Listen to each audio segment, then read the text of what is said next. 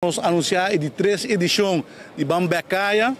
Maneira que o presidente mencionou, é um projeto amplo, é um projeto integral e é um projeto que vai carregar por o full gabinete AVP Futuro. E nossa WAC com a comunidade reaccionar positivamente riba a iniciativa, nós estamos dentro da principal de nossa cidade e nossa WAC com contento, nos rende na para porta back den Caia Betico Cruz, den centro de nossa cidade e assim experienciar aqui que está a capital de nosso país. A invitação general na tour rende para bem den Caia back, bem já bierna o que back to school edition, para bem experienciar nos artistas no local, nos talentos na contribuir na economia local.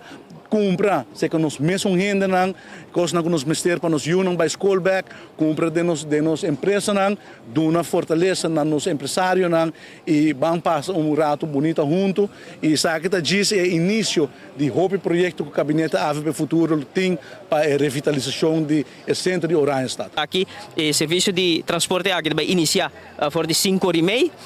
De Bierna, aqui também maneira não se indica acaba também em 2 lugares onde coisa aqui também sucede, aqui também tem parking lot de Alhambra e também parking lot de Holiday Inn, onde também tem free shuttle service e aqui também tem um desenvolvimento positivo seguro onde a comunidade bem junto, turismo e nossa comunidade bem junto para sostener e ativação e vibração positiva que também tem em Caia de Oranjestad. Essa aqui também é importante para enfatizar o qual nós está fazendo aqui está esforço conjunto.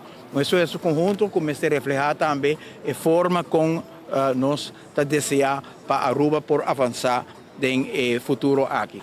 Já vou ter dezembro de uma quantidade de momento grande que nós vai fazer oportunidade para esse que está viva, esse que está come de desenvolvimento econômico de nosso país, especialmente no centro de uma cidade.